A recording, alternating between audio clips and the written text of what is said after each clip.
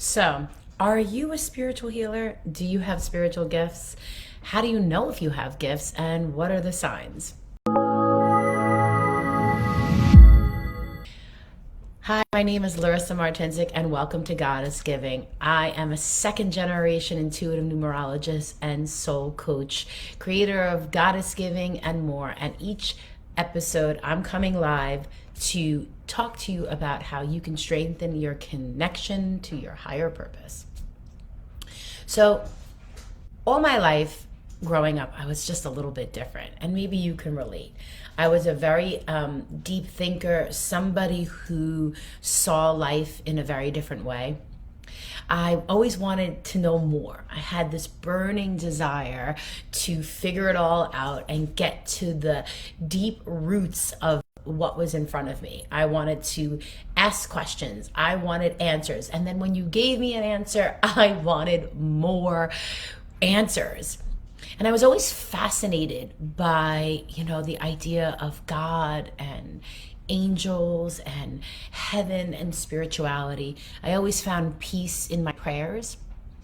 I had a very Catholic upbringing. I went to Catholic schools, so a lot of my childhood was rooted in church, and these beliefs were a part of my foundation. But I always wanted to know, well, what about you? What about your soul? When I was younger, we used to go to my grandmother's house every Sunday for dinner. And all my aunts and uncles would be there. And I had the pleasure of having a great aunt, my father's aunt. Her name is Aunt Rita. And Aunt Rita was always different. She was just way above her time. And my father and Aunt Rita had a very special relationship. They were extremely close. So they would constantly talk, or they would talk over the phone, and I would listen silently in the background. And every time I was around Aunt Rita, I always felt this sense of peace. And I knew at a young age it was something different, but I couldn't quite figure it out. And I just enjoyed her presence. Have you ever been around someone that you just felt like you were home? You felt like you were completely accepted, completely loved, and it just felt like a slice of heaven? Well, that is what I experienced each and every week that I got to go visit my Aunt Rita. And I don't even know if she was aware of it, because I was young. I didn't know what a healer was. I didn't know what an intuitive was. I didn't know what a psychic was, a medium. I didn't know what a spiritual coach was, a Reiki master, a numerologist. I didn't know any of it. All I knew is that I loved this woman, and I was fascinated by her. I was taken by her charm and her energy, and I just wanted to be in her presence. And every time I was in her presence, I felt better. I felt like I learned something. I felt like something was pure about the relationship. And I remember as a young girl, probably, in my, 6 or 7 years old, my father used to say every time we would leave, I would cry. Anytime I was around Aunt Rita, I would just cry. She didn't do anything. She wasn't mean. Nothing was said. I just cried. And I learned later on that the reason why I was crying was because my soul was longing for her teaching and her guidance. My soul was deeply connected to hers. And although I didn't have the vocabulary to put this into words, my energy felt it. See, you are energy. We have ancestral energy. It's been passed on. We have, DNA that's been passed on, right? So your vibrational energy has been passed on as well. So I find it interesting that I was always connected to Aunt Rita, and I would be like, I just love that woman. And as I learned more about spirituality and I grew, I got more involved in the conversations around, Sunday sauce and meatballs and pass the bread. And as I was listening to these very deep, very intellectual conversations. And it wasn't until I was in my teens that I started to ask her to create charts for me. So she would create my numerology report every year.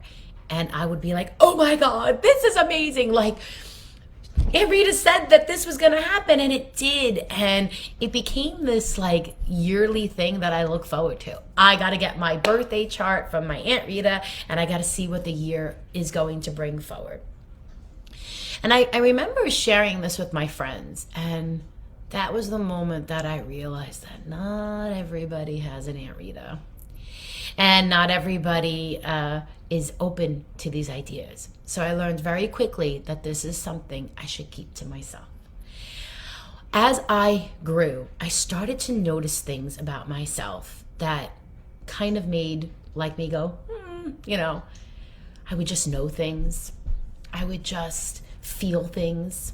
I would sense things. I would get a bad vibe or like this deep gut instincts, don't go here, and then something terrible would happen, or like red flags when I didn't even know the person enough to be like, this person's not a good person. And I remember having conversations with my aunt, and she never made it weird. She never said, oh, you're a spiritual healer.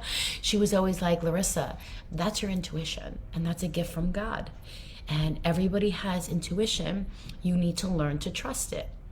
And I would tell her what happened, and she would kind of educate me on not to be afraid of hearing these sounds or these energies. I don't know how to explain it. It's not like voices in my head, but it's more of my own thoughts, but they're very loud, and it almost takes over my whole body. And she told me that that was a gift. She said that was a gift, and that most people will ignore it. So she said, don't be afraid of it. Just listen. And I spent most of my later teens and early 20s just listening. And I didn't talk about it, only to Aunt Rita. And then as I grew up and I started to have some more conflict, I would bring more problems to her. And she would basically be performing spiritual techniques on me without me even knowing it. Like, she would ask me really deep internal questions and then just like leave me to figure out the answer. Because one of the things she's always taught me is that spirituality is within spirit. It's inside of you. So there's really nothing you can do or go get that will bring this into your life. What it is tapping into the power of you, tapping into what you already possess, your natural energy. And she taught me that without, quote unquote, teaching me that. She showed me. She led by example. And every time I would leave her, she would always say these words to me. She would always say, oh, Larissa, you are a special one. And she would say, you're going to have this amazing life if you choose it. She never told me what to do. She always guided me. And she made me see that being connected to spirit, your angels, your spiritual guides, your higher power, your source, your God, your creator, whatever the word is you want to use, it's a choice. And that God has given you free will. And until you step into this place of I accept this, or I want this, or I choose this, nothing really can happen. And I remember just being a natural healer without trying. My friends always came to me for advice. If you had a problem, we'd sit on the phone for an hour. And I always had a way of saying just the right thing at the right moment with the right pizzazz or energy that just made someone go, oh my God, this is like life-changing stuff. And I don't know where it came from. I didn't think about it. I just allowed it. And even now in my spiritual practice, everything I do is about allowing the energy to flow through me. I will never call myself an expert, a master, a guru, because my job is to be a messenger, to be a beacon of light, to share this energy through me to you. And that is how I look at this. And that is something my aunt taught me since I was a little girl. You are not doing this work, Larissa. This is God's work. And, I remember when I had a really difficult time in my life. I went to her, and she didn't tell me what to do. She showed me a way out. She showed me through the power of numerology that I had the power to align to the higher energy, that I had a choice, that I can go one way or another way, but the choice was always mine. And she just educated me about the spiritual choices. And every time I would choose the right choice, most of the time, but not always, but then she would say that was still the right choice.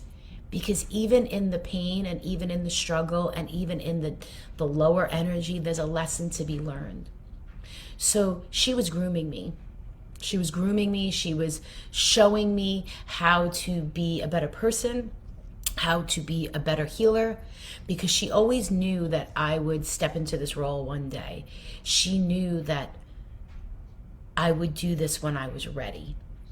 And after my father passed away, that is when I started to see numerology as a healing tool, because I was in a very bad place in my life, and I didn't look at numerology for something, fun and exciting. I looked at it as a guide, and it literally helped me get through some of my darkest days. And then I started bringing my friends to Aunt Rita. And we'd go there, we'd bring her bagels, because in her world, nothing of value is to be given for free, that there must always be this energetic exchange. So if I was to come and receive a reading or a Reiki session or a healing, I didn't have to give her money, but I had to exchange that I valued this. So I would bring her bagels and crumb cake and, lunch and wraps, and we would sit there and we would just talk. We would just bullshit. And it was amazing. And I would bring my friends to her, and we would always leave crying. Somebody was always leaving my Aunt Rita's house crying, but in a way that was like a release. And then you'd sit in the car and it was like, I feel empowered. And that pain became empowerment.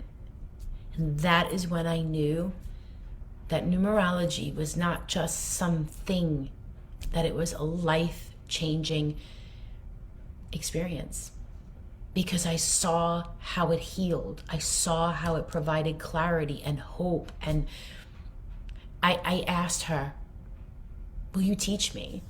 And you know what her response was? I've been teaching you your whole life, but it's about time.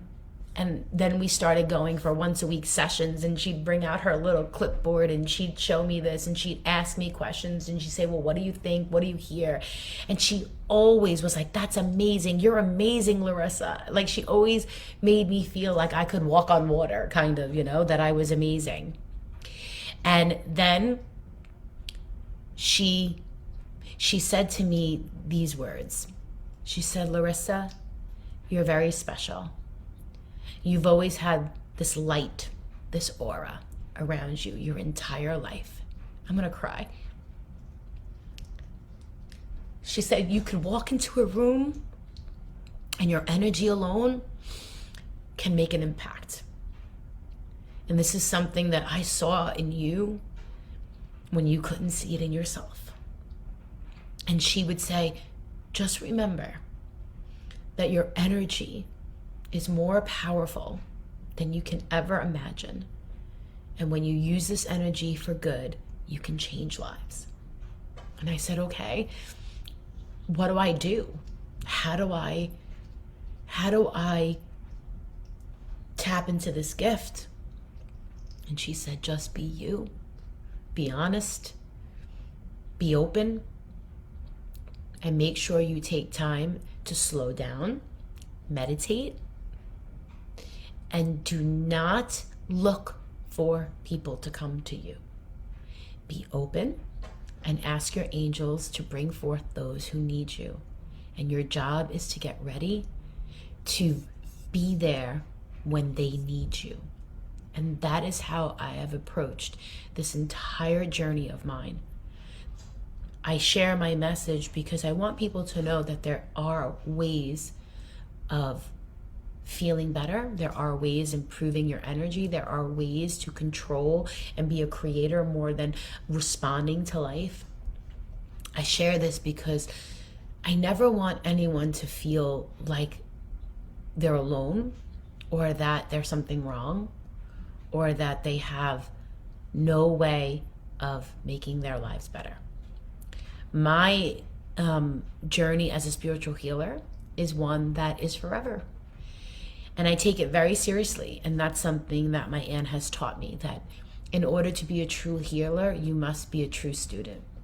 And that doesn't end in 6 weeks, 6 months, or 6 years. You are forever learning the language of spirit.